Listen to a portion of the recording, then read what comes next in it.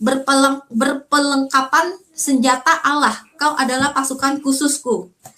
Maranatha, Maranatha, kedatangan Tuhan Yesus sudah dekat. Maranatha, Maranatha, persiapkan dirimu. Terus aku cari di Google kan, Maranatha tuh artinya Come our Lord, Tuhanku datanglah. Itu dari bahasa Aram. Iya. Habis itu aku juga agak-agak seneng sih, karena Tuhan bilang aku tuh pasukan khusus Tuhan, tapi padahal aku nggak ngapa-ngapain ya, aku nggak tahu juga, pelayanan juga enggak. Habis itu bersaksi, ini perdana guys, aku bersaksi. Jadi aku thank you banget sama Ibu Katie yang sudah bersedia membuka ini buat kita yang nggak ada apa-apanya dibandingkan dengan orang-orang yang biasanya masuk ke channelnya Ibu Katie ini. Nah, tanggal 16 Desember kemarin, Tuhan kasih words sama aku. Tuhan bilang, sangkakala sudah siap dibunyikan. Amin, gitu. Jadi kayaknya kedatangan Tuhan tuh udah dekat. Lalu, tanggal 19 Desember 2021, Tuhan bilang, janganlah takut hai kamu kawanan kecil, karena Bapamu telah berkenan memberikan kamu kerajaan itu. Tuhan tuh tahu, Tuhan tuh kasih aku tuh ayat ini dari Lukas 12:32 ini, karena aku tuh takut kan, kayak kata-kata yang Tuhan selalu kasih ke aku tuh kayak Tuhan tuh ya. Ini nih kayak bener-bener hampir diambang akhir banget gitu, kayak hari sudah mau malam, habis itu sangkakala sudah siap dibunyikan, habis itu persiapkan makanan karena ada harga yang naik, hancuran datang, habis itu tentang penandaan itu yang terutama. Jadi aku tuh kayak dalam hati aku tuh benar-benar takut, khawatir, dan aku tuh selalu doain buat keluarga aku gitu. Dan juga ada kayak orang-orangnya Tuhan bakal disiksa gitu. Iya, itu juga yang kayak bakal jadi martir bakal gitu. Jadi dikejar-kejar kayak gitu kan. Itu bahkan lebih parah lagi daripada G30 SPKI kayak gitu. Waktu itu kita dapatnya kita kan mikir, loh kok tiba-tiba ada G30 SPKI ke dalam perkataan Tuhan ini. G30 SPKI itu kan nggak pernah kita pikirin sama sekali kan. Iya benar. Iya, terus akhirnya waktu itu kayak kita dapat pengertian kalau di G30 SPKI itu kan cuma satu orang yang kayak Ahmad Yani yang jenderalnya doang kan yang ditangkap, dibunuh gitu, tapi keluarganya enggak ya, atau ya enggak tahu deh gimana. Iya, tapi kalau misalnya kasus ini mungkin semua orang gitu yang tidak memakai tanda itu, yang percaya kepada Tuhan yang terutama. Dan juga pada saat kayak gini Tuhan udah bilang kan ke Indah waktu 19 Desember ini janganlah takut. Terus waktu itu aku juga kayak dikasih tahu sama Tuhan, kayak pagi-pagi pas aku pergi kerja aku buka radio kayak radio Kristen kayak gitu. Terus di saat itu Tuhan tuh berbicara lewat orang itu kayak gitu, kayak ini loh udah kedatangan Tuhan kayak gitu, harusnya kalian itu bersukacita.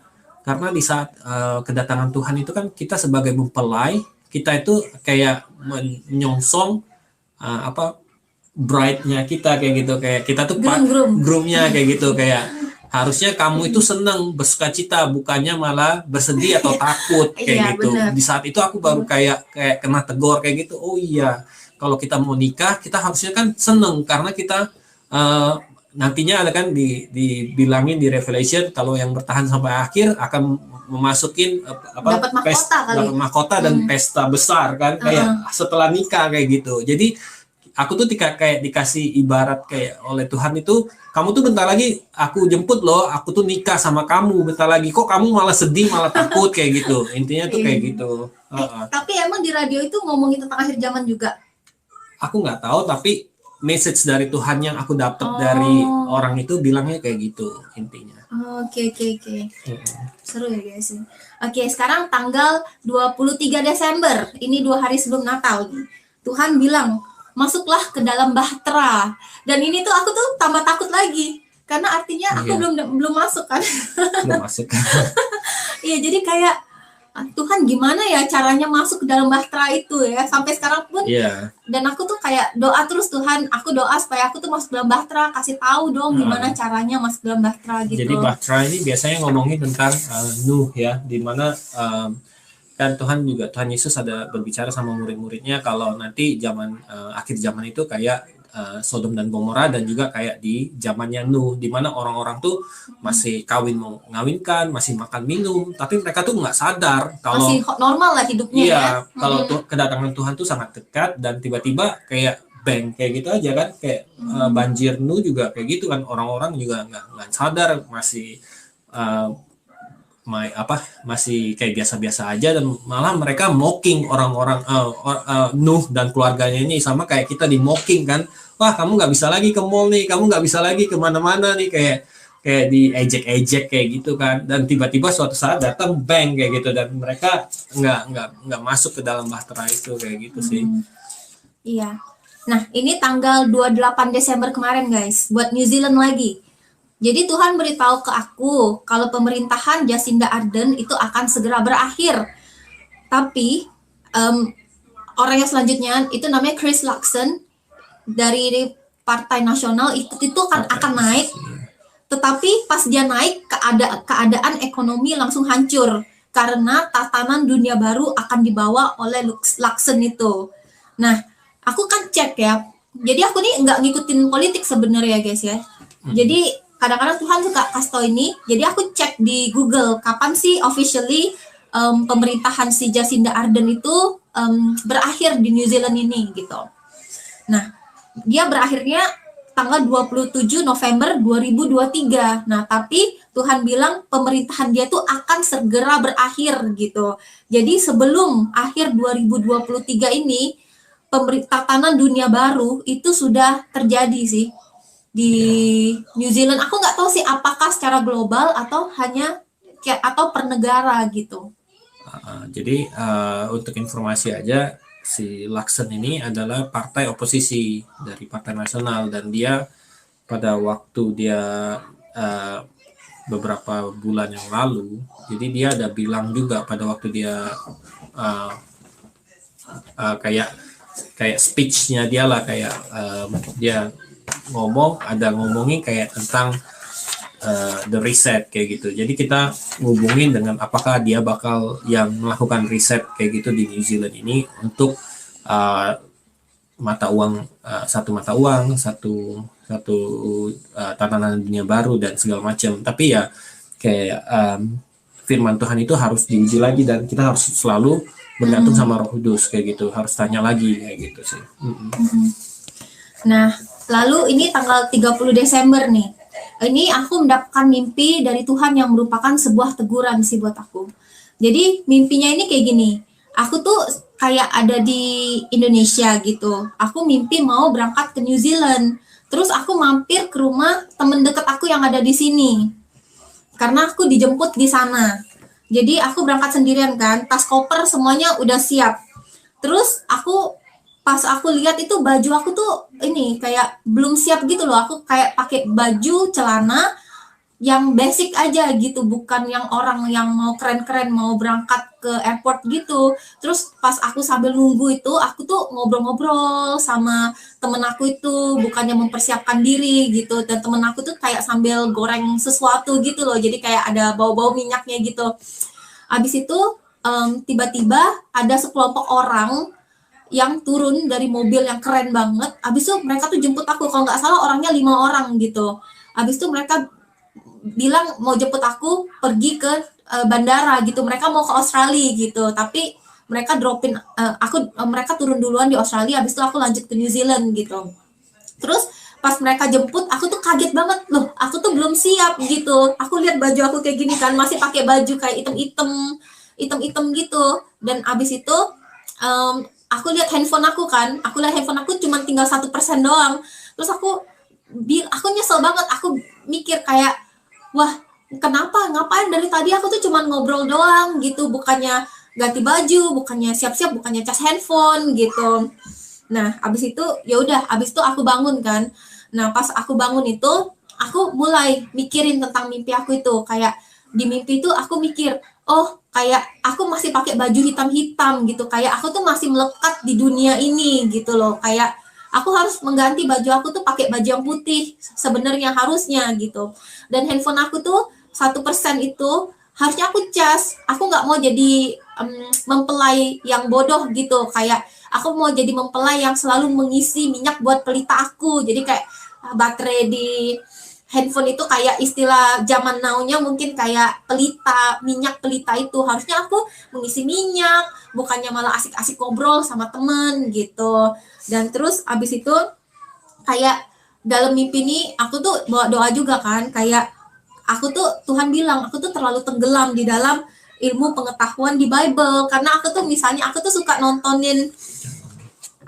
nontonin video-video dari YouTube gitu tentang pengetahuan memang yang berhubungan sama Bible gitu, kayak misalnya Bahtera Nuh ada di mana gitu, misalnya siapakah Nimrod gitu, habis itu misalnya apakah bahasa manusia sebelum Menara Babel, atau di mana sih sebenarnya letak Taman Eden itu gitu. Aku tuh kayak terlalu pengen mengejar pengetahuan itu loh, tapi Tuhan tuh ternyata tidak berkenan terhadap itu, karena yang Tuhan mau itu aku lebih mengejar hadirat Tuhan dibandingkan mengejar ilmu pengetahuan gitu.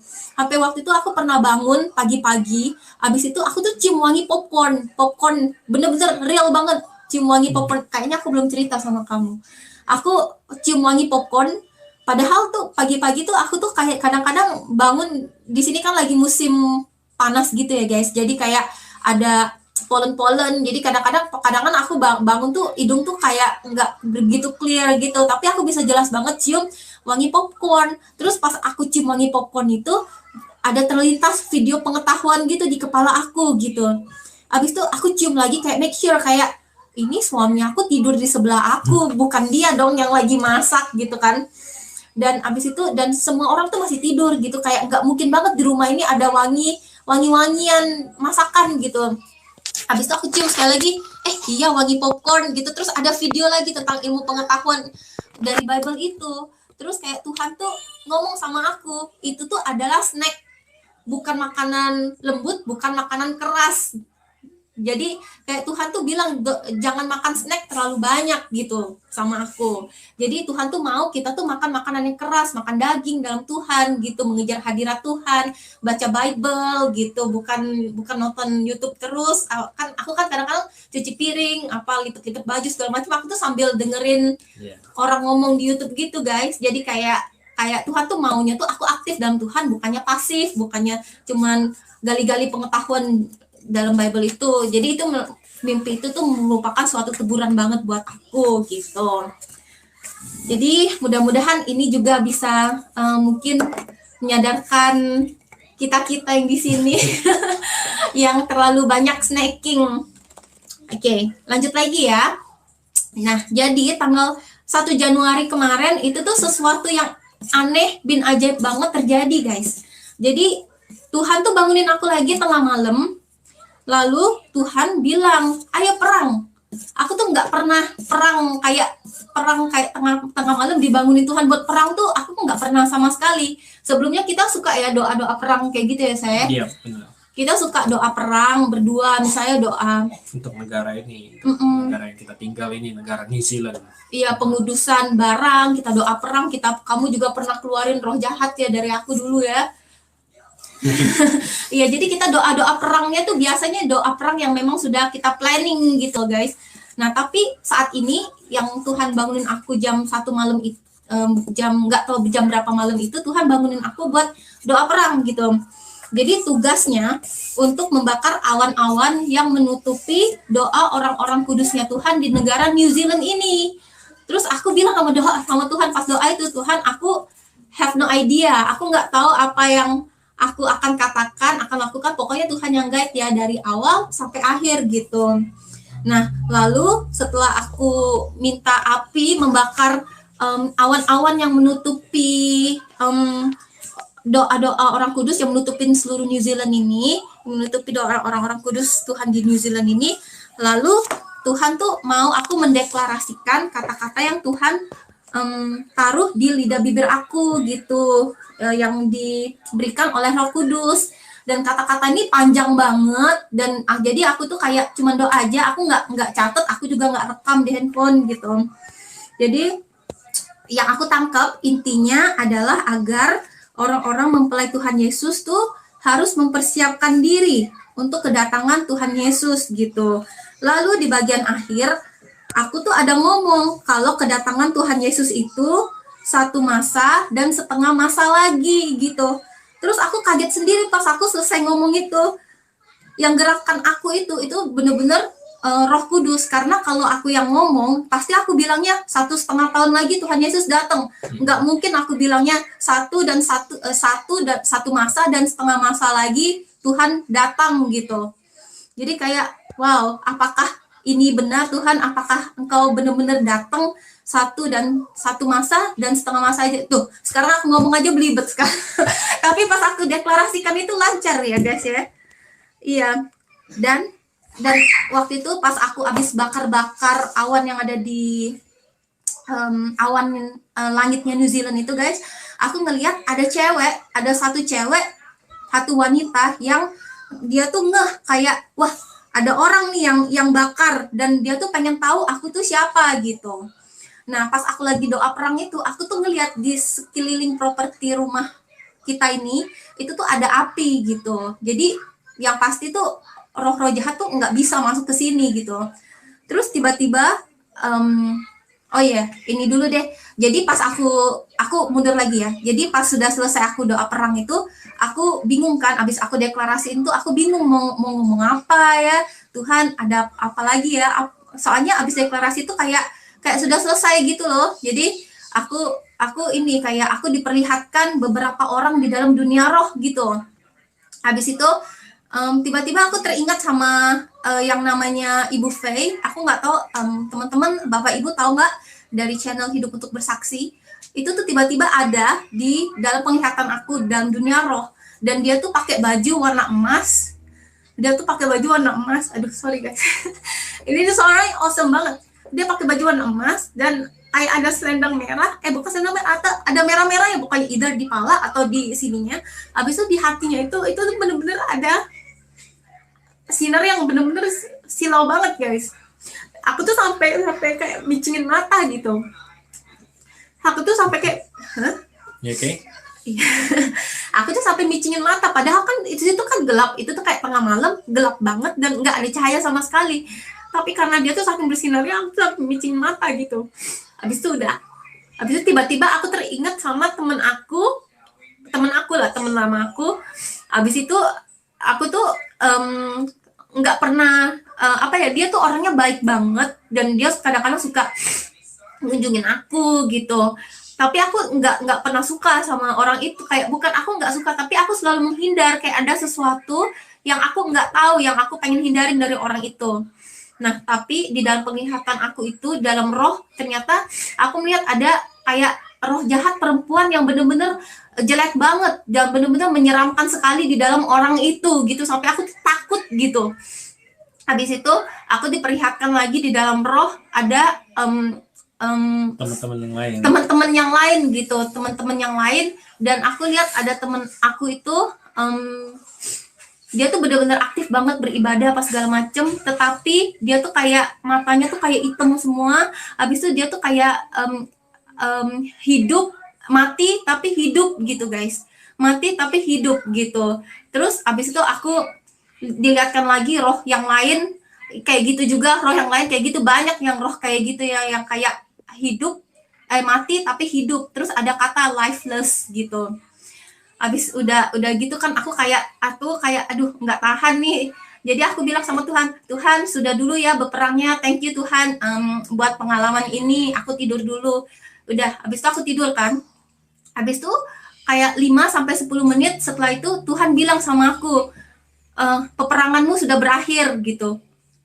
Habis itu udah, terus aku bilang, oh ternyata yang ngatur aku sudah atau belum peperangan itu ternyata Tuhan, bukan aku loh. Jadi aku bilang sama Tuhan, sorry Tuhan, aku kirain aku gitu. Ya udah, habis itu kan tidur ya. Pas tidur tuh aku ketindihan.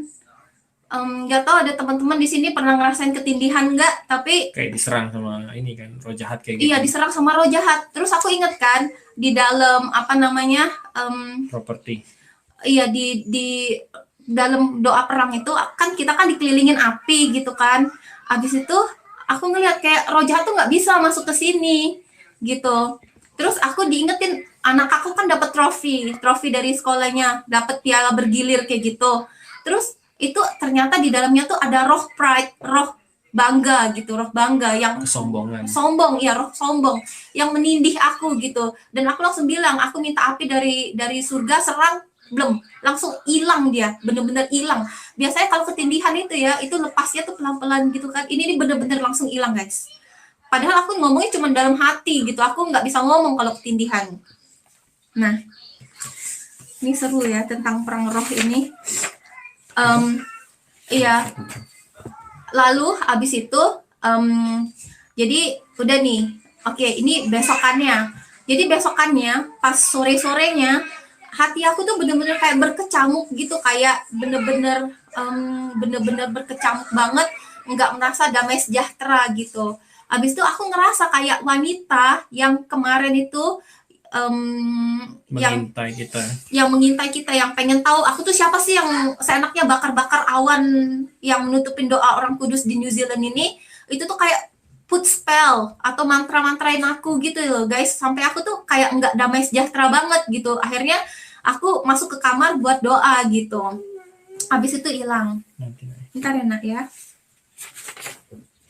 Nah habis itu guys, malamnya lagi nih, aku tiba-tiba ngerasa sakit perut. Sakit perutnya bukan yang kayak normal kayak gitu.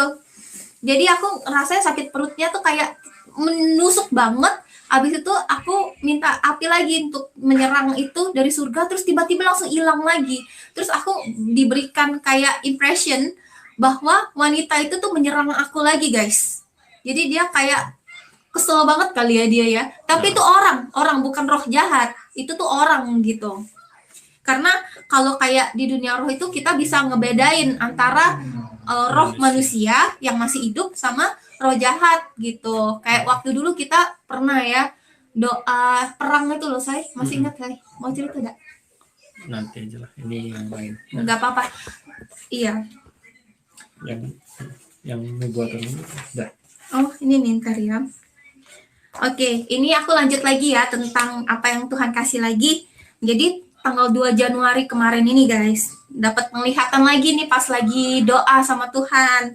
Jadi penglihatannya ini kayak Tuhan Yesus itu sedang mencari jarum di antara tumpukan jerami, seperti di dalam sebuah barn atau rumah padang, barn, rumah untuk menyimpan bahan-bahan pertanian gitu guys, yang besar banget, isinya tuh semuanya jerami. Tapi Tuhan Yesus tuh lagi cari jarum di antara tumpukan jerami tersebut gitu. Terus ada kayak setan yang senderan gitu di pintu masuk barn itu sambil kayak ketawa-ketawa gitu. Terus abis itu Tuhan tuh kayak abaikan dia, dan Tuhan Yesus tuh dengan sangat sabar dan penuh kasih tuh masih tetap mencari jarum di antara tumpukan jerami tersebut gitu. Dan ini mimpi tanggal 7 Januari. 7 Januari, jadi kayak dua hari yang lalu. Mungkin kita masih kasih tahu juga impresi yang tadi penglihatan itu kayak jarum itu kayak bride-nya Tuhan, kayak orang-orangnya Tuhan yang masih setia di dalam Tuhan. Itu tuh udah benar-benar sedikit banget, kayak ibaratnya kayak tadi jarum yang diantara jerami. Itu tuh kayak kalau peribahasanya kan benar-benar sedikit kayak gitu, dan setan itu kayak ngejek kayak gitu, kayak ngejekin Tuhan. Kalau lihat orang-orang Tuhan tuh sangat sedikit, tapi Tuhan tuh tetap setia untuk mengumpulkan jarum-jarum itu di antara jerami kayak gitu sih. Dan pas aku dapat penglihatan itu, di akhir penglihatan itu tuh bener-bener aku tuh ngerasain kesabarannya Tuhan dan penuh kasihnya dia gitu, tuh bener-bener hati terenyuh banget gitu. Nah ini 2 hari yang lalu aku dapat mimpi lagi. Jadi dalam mimpi itu aku tuh hamil besar, sudah mau melahirkan. Tapi dalam mimpi itu aku tuh khawatir banget, kayak ini tuh babynya kok dalam perut aku tuh nggak gerak-gerak gitu. Apakah babynya oke atau enggak gitu. Terus abis itu aku bangun kan. Terus pas aku bangun aku pikir-pikir lagi tentang mimpinya kan.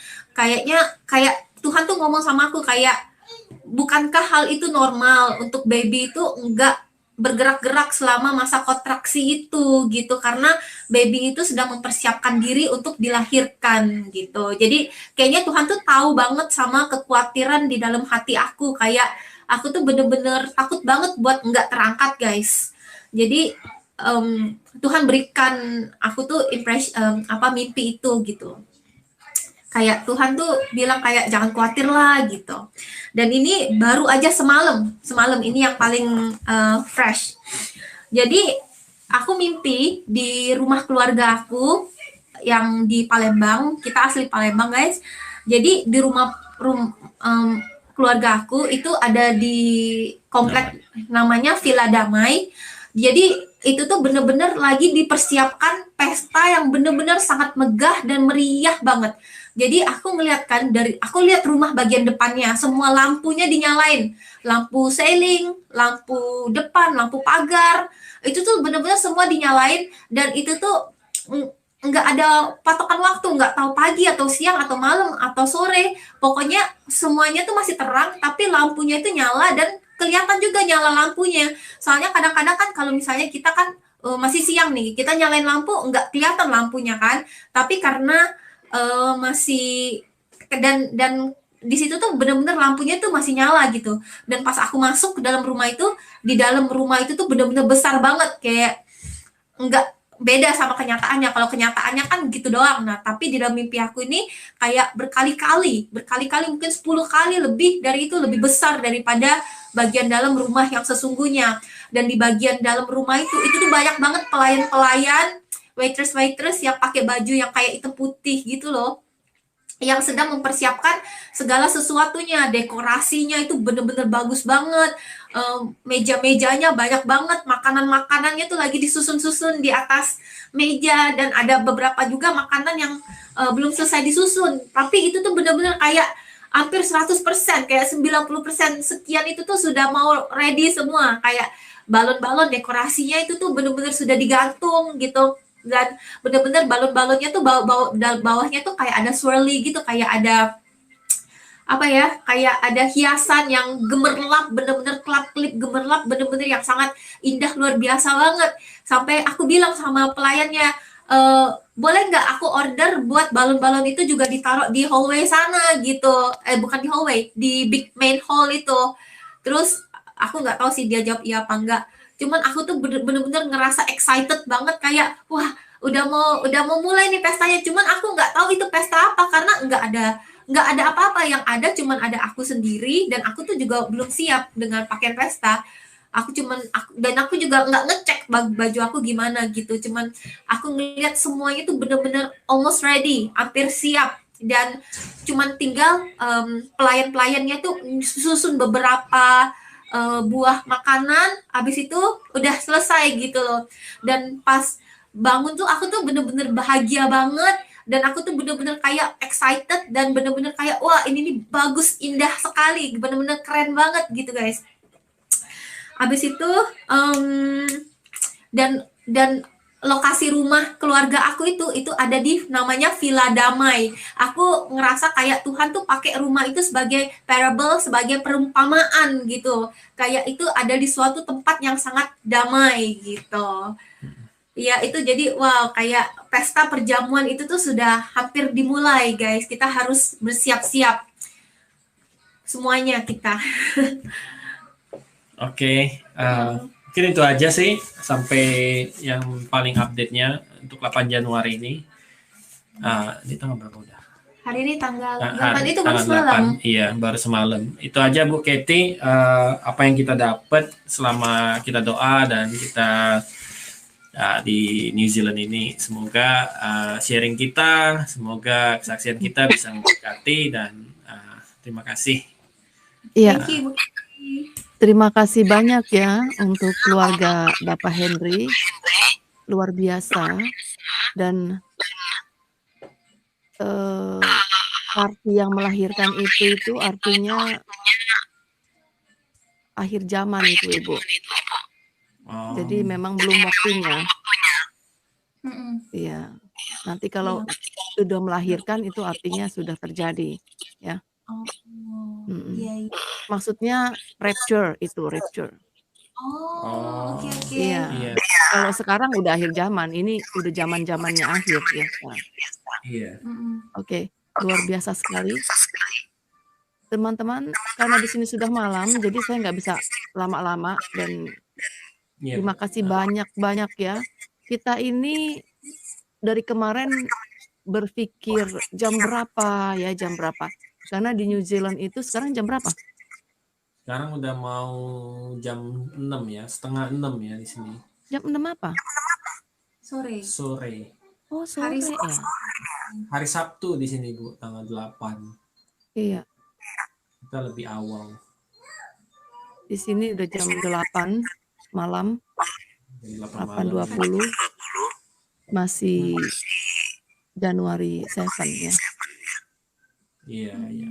Kalau di Indo kan dia jam 11 ya, mau jam 11-an, 11 lewat kayaknya nih. Iya. Makanya keluarga Bapak Henry ini nggak bisa saya masukin ke jam 8 malam Indonesia, teman-teman. Karena di sananya tuh udah jam berapa? Kalau jam 8 malam di Indonesia? Tambah 6. Berarti jam 2 pagi, Bu. Jam 2 Lagi pagi, makanya kasihan. Nah, jadi mau nggak mau saya harus mempersilahkan Bapak Henry sekarang, tetapi maaf, kita nggak ada tanya jawab ya. Jadi nanti kapan-kapan atau minggu depan lagi kita baru mungkin ada kesaksian lagi ya untuk minggu depan ya. Mungkin Tuhan kasih lagi ya. Iya, mungkin.